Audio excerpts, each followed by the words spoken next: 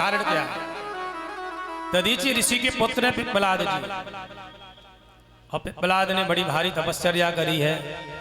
और दिव्य तपस्या करने के बाद एक दिन की बात, एकदा पिप्पलादर्षि गन्तुं स्वाश्रममुत्सुकः तपस्ताने निर्जने च गंधर्वं सददर्शः। पिप्पलाद जी ने बहुत भयानक तपस्या करी, बड़ी कठोर तप किया, और तप के स्थान पर एक बार वहां पर गंधर्व का आगमन हुआ।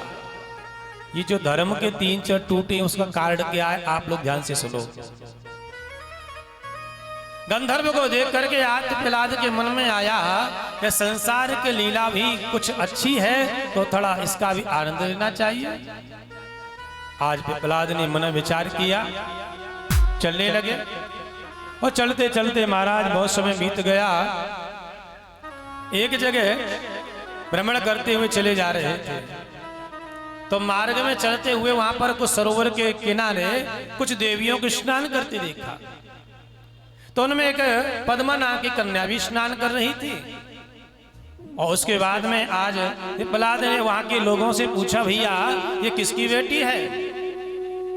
वहां के लोगों ने बताया, तपस्वी संत हैं जो पूछ रहे तत्काल बता दो, नहीं तो वहां क्रोधित हो जाएंगे। उन लोगों ने कहा हमारी अनरण राजा की बेटी है। अच्छा, सीधे पिप्पलाद राजा अनरण के यहाँ पहुंच गए। राजा ने जब देखा कि पिप्पलाद जी तपस्वी आई है, उनका बहुत स्वागत किया, सुंदर पूजन किया, आसन दिया, जलपान कराया और निवेदन किया, हमारा आज्ञा करें, आप कैसे आए, क्या चाहिए, आप मुझे आज्ञा प्रदान करें। पिप्पलाद ने कहा, राजन तुम्हारी जो बेटी है ना, मैं चाहता हूं आप मुझे प्रदान कर दो, मैं उसके संग विवाह करना चाहता हूं। और राजा अनरण ने जब ये सुना, ऐसा लगा महाराज मैं क्या करूं, अबाक हो गए, माने वाणी से शब्द नहीं निकल रहा मुख से। अगर मना करते तो श्राप देके भस्म कर देते हैं, अगर मैं विवाह करता हूं तो मेरी बेटी एक तपस्वी के संग, ये तो तपस्वी है केवल।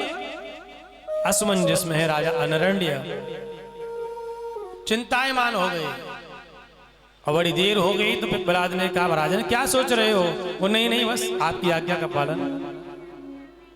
बेटी पद्मा को बुलाया, और बुला करके महाराज विधि विधान के संग उनका पद्मा का विवाह पिप्पलाद के संग में किया। प्रणाम करके महाराज आशीर्वाद दे के पिप्पलाद यहाँ से चले गए। कुटिया में साश्रम आनंद में निवास करते हैं। लेकिन पद्मा जो जानती थी कि पिप्पलाद ऋषि हैं, बड़े तपस्वी हैं और बड़े दिव्य तेजस्वी हैं, उसे कष्ट नहीं, बड़े प्रसन्न, पूर्णतया नियम का पालन, धर्म का पालन, हर प्रकार से सेवा, हर तरीके से आनंद प्राप्त कर रही है। तपस्वी के संग में जीवन पाकर के पद्मा आनंदित है और अपने धर्म का पालन खूब करती है। पातिव्रत धर्म का पालन करने वाली पद्मा एक बार सरोवर से जल लेने के लिए जा रही है।